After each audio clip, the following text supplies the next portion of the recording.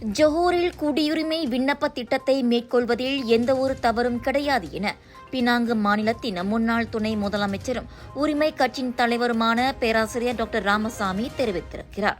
தவறான புரிந்துணர்வு காரணமாக இந்த திட்டம் ஒத்திவைக்கப்பட்டுள்ளதோடு இந்த திட்டத்தை சில தரப்பினர் அரசியலாக்குவது குறித்தும் அவர் சாடியிருக்கின்றார். நாடற்றவர்களுக்கு குடியுரிமைக்கான முயற்சிகளில் ஈடுபடுவதால் அரசியல்வாதிகளுக்கு எந்தவொரு அரசியல் நன்மையும் கிடையாது என டாக்டர் ராமசாமி சுட்டிக்காட்டினார். அத்தகையோருக்கு தேவைப்படும் அடையாள ஆவணங்களை பெற்றுத் தருவதற்கு அரசியல் கட்சிகள் முயற்சியை மேற்கொண்டால் அவர்களுக்கு தேவையான அடையாள ஆவணங்கள் கிடைப்பதை விரைவுபடுத்தும் தொண்டுலிய சேவையாகவே அது இருக்கும் என அவர் தெரிவித்தார். தேசிய பதிவுத்துறை நாடற்றவர்களுக்கான குடியுரிமை பிரச்சினையை தீர்ப்பதற்கு மனிதாபிமான ரீதியில் நடவடிக்கையை அதிகமாக மேற்கொண்டால் அத்தகைய மக்களுக்கு உதவுவதற்கு தொண்டுலிய அமைப்புகள் உருவாக வேண்டியதில்லை என இன்று வெளியிட்ட அறிக்கையில் ராமசாமி தெரிவித்தார்.